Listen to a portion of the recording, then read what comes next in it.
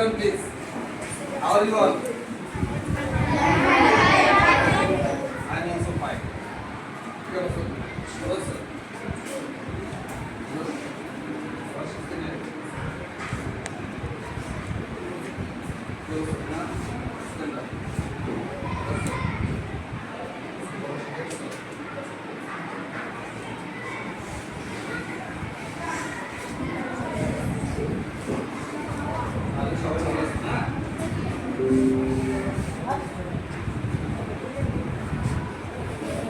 Okay, dear students, this is the time for this is third period English second. These topics today I will discuss. These topics today I will discuss. Follow the screen, please.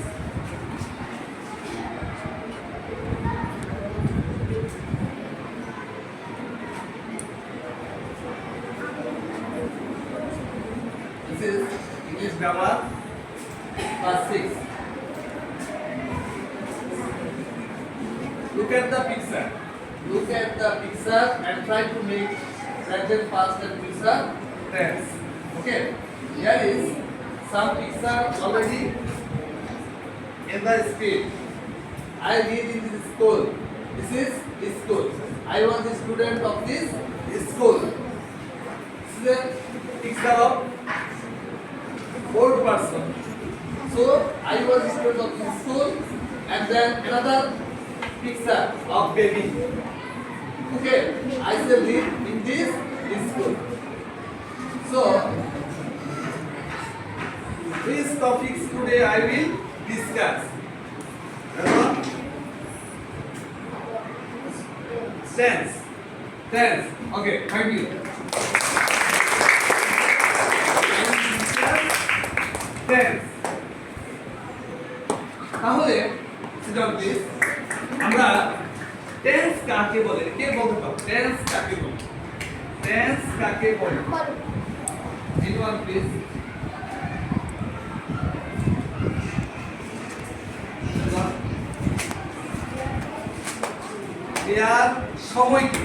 ক্রিয়ার সময়কে tense বলে আচ্ছা আমার সাথে সবাই বলো ক্রিয়ার সময়কে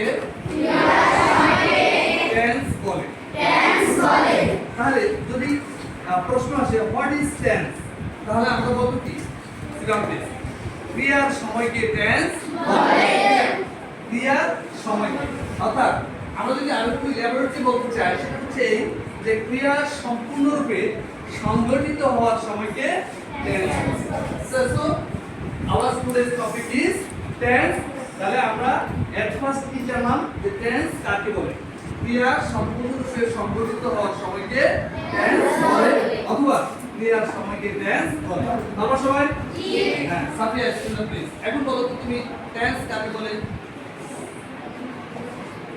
ক্রিয়ার সময়কে টেন্স বলে আচ্ছা তাহলে এখন আমরা আসি এই যে টেন্স এটা বাংলা বলা হয় কি কাল বাংলা বলা হয় কি কাল তাই না আচ্ছা এই টেন্সকে প্রথমত কয় ভাগে বা প্রধানত কত ভাগে ভাগ করা হয়েছে সেটা সম্পর্কে আমরা জানবো ঠিক আছে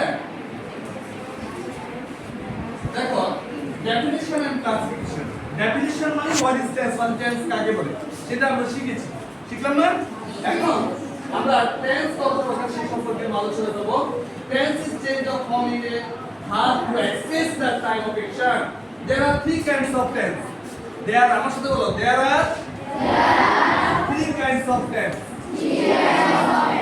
এটা কোশ্চেন এটা হচ্ছে how many kinds of tense আমি তোমাকে যে আস্ক করতেছি how many kinds of tense আপনাদের বাংলা হচ্ছে tense কত প্রকার তাহলে আনসারটা কি হবে কে বলতে পারো হ্যাঁ how many kinds of tense তাহলে আমরা আনসারটা কি বলবো আনসার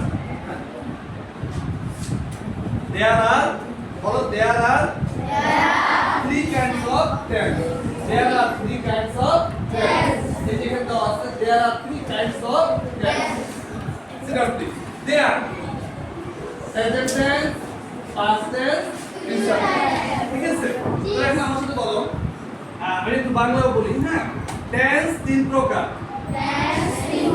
tense প্রধানত তিন প্রকার present tense past tense future tense present tense past tense বারবার হ্যাঁ present tense past tense future tense anyone ছেলেদের মধ্যে কে বলতে পারবা হ্যাঁ বলো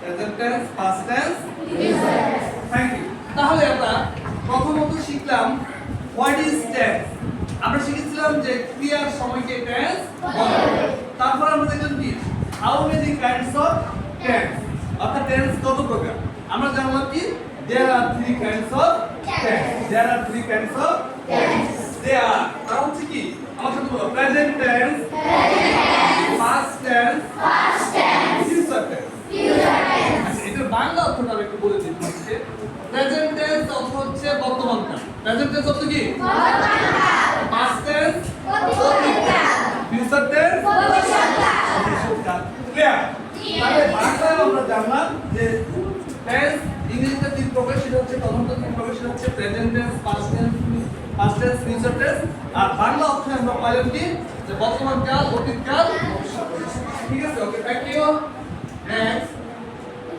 Yes,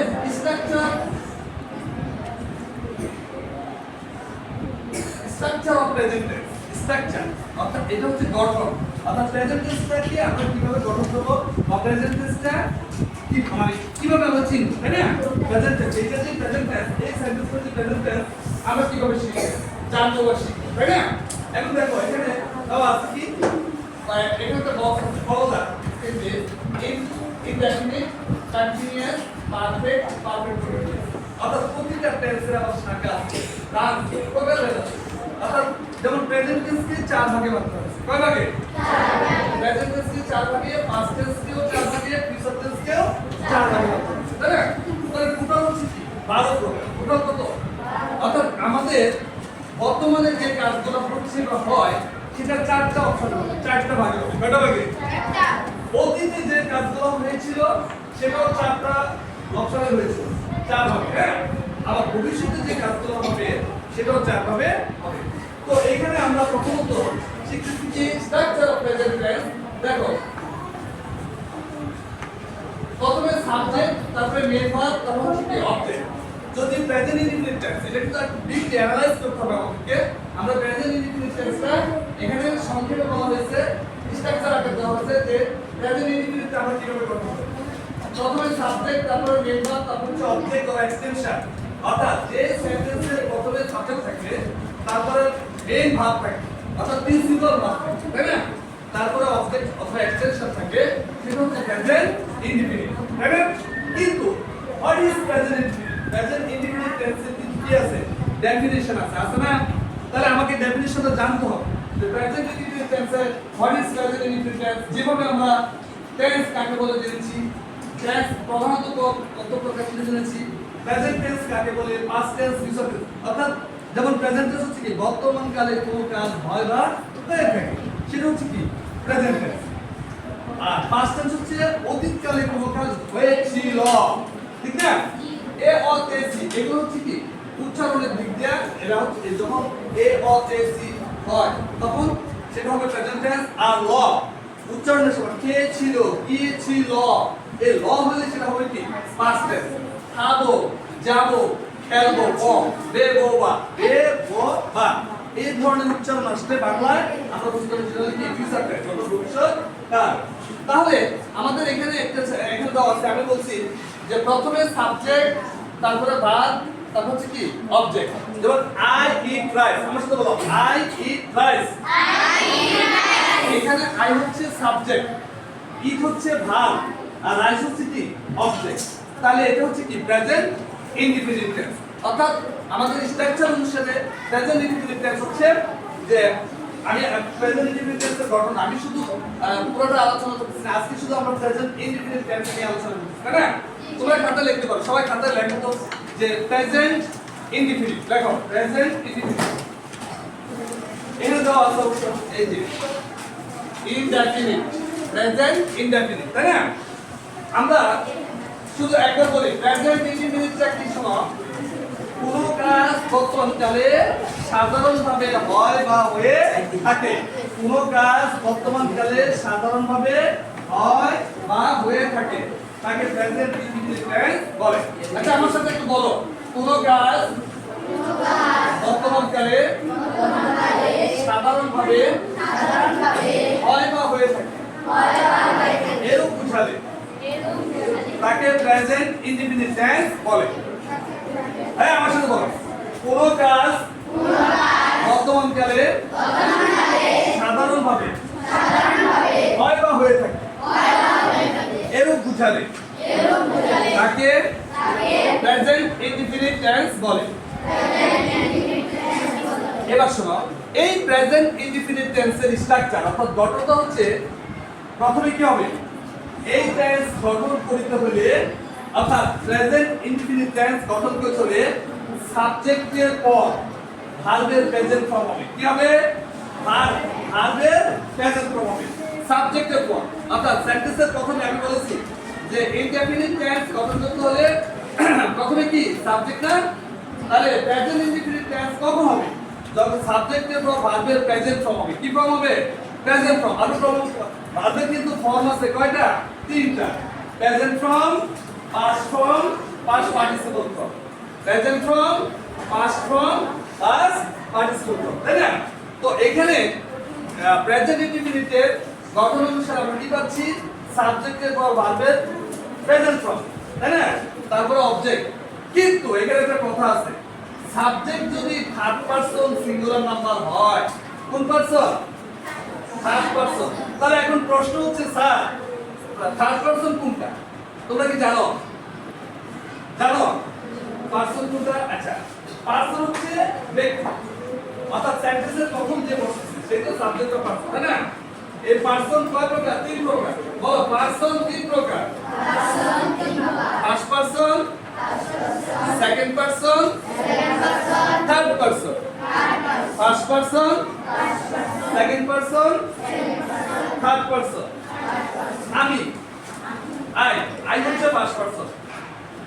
আমি, আমরা, হ্যাঁ আমি, এরা হচ্ছে কি ফার্স্ট পারসন। তুমি, তোমরা, এরা হচ্ছে কি সেকেন্ড পারসন। তাহলে আমি হলাম কি ফার্স্ট পারসন। এটাই বুঝো as a student of class 6, তোমাদের ষষ্ঠ শ্রেণীর স্টুডেন্ট। তাহলে ফার্স্ট পারসন কে? আমি। আমি ইংরেজি কি? আই হচ্ছে ফার্স্ট পারসন, তুমি হচ্ছে সেকেন্ড পারসন। তাহলে তুমি ইংরেজি কি? ইউ। তুমি ইংরেজি ইউ। ইউ হচ্ছে সেকেন্ড পারসন, আই হচ্ছে ফার্স্ট পারসন। আমি আর তুমি ছাড়া, আই ইউ ছাড়া, ঠিক আছে, আমি, আমরা, তুমি, তোমরা, এগুলো ছাড়া পৃথিবীতে যা আছে সবই থার্ড পারসন। যেমন আল্লাহ থার্ড পারসন, রহিম কোন পারসন? Third person. পৃথিবী third person, table third person, তাই না? Zerin third person. অর্থাৎ এনি নেম কি তারা হচ্ছে কি থার্ড পারসন। অর্থাৎ আমি, তুমি ছাড়া, আমি, তুমি ছাড়া যা আছে সব থার্ড পারসন, ঠিক আছে? যদি এখন প্রশ্ন বলা হয় সূর্য, সূর্যের ইংরেজি কি? সান। এটা কোন পারসন? Third person. এখন আমরা আবার ফিরে আসি যে প্রেজেন্ট ইনডিফিনিট টেন্স ছিল কি, যে কোন কাজ বর্তমানকালের সাধারণভাবে হয় বা হয়ে থাকে এর মধ্যে থাকে প্রেজেন্ট ইনডিফিনিট টেন্স বলে। আর এই টেন্স গঠন করিতে হলে সাবজেক্টের পর ভার্বের প্রেজেন্ট ফর্ম হবে। কোন ফর্ম হবে? প্রেজেন্ট ফর্ম হবে সাবজেক্টের পর। কিন্তু সাবজেক্ট যদি থার্ড পারসন সিঙ্গুলার নাম্বার হয়, এক বস্তু সিঙ্গুলার মানে কি এক বস্তু, অর্থাৎ সাবজেক্ট যদি একজনকে বোঝায়, সাবজেক্ট যদি একজনকে বোঝায় এবং সেটা যদি থার্ড পারসন হয়, অর্থাৎ আমিও না তুমিও না, থার্ড পারসন হয়, তাহলে ওই যে ভার্বের প্রেজেন্ট ফর্মের সাথে s বা es যোগ হবে। কি যোগ হবে? s by s। ভার্বের প্রেজেন্ট ফর্মের সাথে s by s যোগ হবে, তখনই সেটা প্রেজেন্ট ইনডিফিনিট টেন্স। ক্লিয়ার? যেমন যদি ফার্স্ট পারসন দিয়ে বলি, যেমন আই ইট রাইস, এটা present indefinite tense. I eat rice, এটা কোন টেন্স? Present indefinite tense. তাহলে এটা বাংলা অর্থ কি? আমি ভাত খাই। তাহলে এখানে সাবজেক্ট কোনটা? আই। এক্সপার্ট রুল অনুসারে, স্ট্রাকচার অনুসারে সাবজেক্টের পর মেইন ভার্ব, তারপরে কি অবজেক্ট। তাহলে সাবজেক্ট কোনটা? আই। ভার্ব কোনটা? ইজ। আর রাইস হচ্ছে কি অবজেক্ট। যদি আমি বলি যে আমি ভাত খাই, সেটা হচ্ছে আই ইট রাইস। যদি বলা হয় সে ভাত খায়, তাহলে কি হবে? সে কোন পারসন? সে কোন person? Third person singular number, একজন। সে তাহলে সেক্ষেত্রে আই প্লাস হবে। তাহলে এখানে সাবজেক্ট কি হবে? আমি ভাব খাই আই প্লাস। যদি বলো সে ভাব খায় তাহলে কি হবে? হি সাবজেক্ট কি? সে ইংরেজি কি? হি। তাহলে he third person singular number, একজনকে বুঝাচ্ছে। তাহলে এখানে ভার্বের সাথে কি যোগ হবে? এস অথবা ই এর যোগ হবে। তাহলে ই এর সাথে কি যোগ হবে? এস। এর সাথে কি যোগ হবে? এস। তাহলে আমরা কি লিখতে পারি? He eats rice. আমার সাথে বলো হি ইটস রাইস। তাহলে যদি বলা হয় আমি ভাত খাই তাহলে কি হবে? আই খাই। যদি বলা হয় সে ভাত খায়, he eats rice. মেজর ক্ষেত্রে she eats rice, সিঙ্গুলার ক্ষেত্রে he eats rice। এটা থার্ড পারসন সিঙ্গুলার নাম্বারের ক্ষেত্রে, তাই না? আবার যদি বলা হয় তুমি ভাত খাও তাহলে you eat rice। এখানে রুলে বলা আছে কি যে ফার্স্ট পারসন এবং সেকেন্ড পারসন ছাড়া থার্ড পারসন সিঙ্গুলার নাম্বার হলে ভাবের শেষে একটা ইয়ে যোগ হয়। সেক্ষেত্রে আমরা বলি আমি খেলি, আই প্লে। অংশ বলো আমি খেলি, আই প্লে। আমি খেলি, আই প্লে।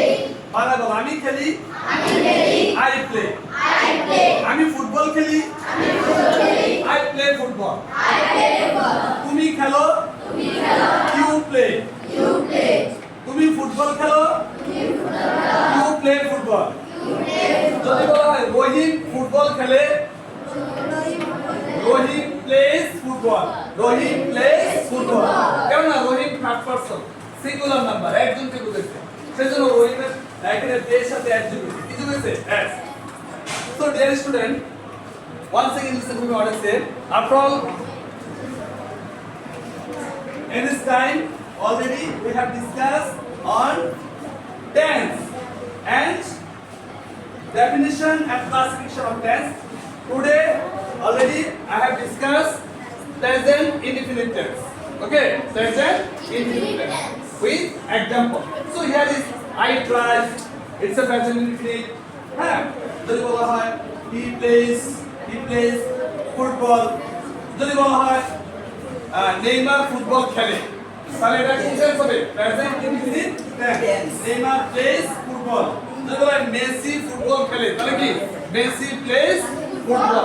তাহলে এখানে মেসি কে একজনকে বুঝাইছে, নেইমার কে একজনকে বুঝাইছে না? তাহলে তার হচ্ছে কি থার্ড পারসন সিঙ্গুলার নাম্বার। সেজন্য প্লেস সাথে কি যোগ হয়েছে? এস যোগ হয়েছে। ওকে ওকে ডিয়ার স্টুডেন্ট, আজকে এই পর্যন্ত থাকবে।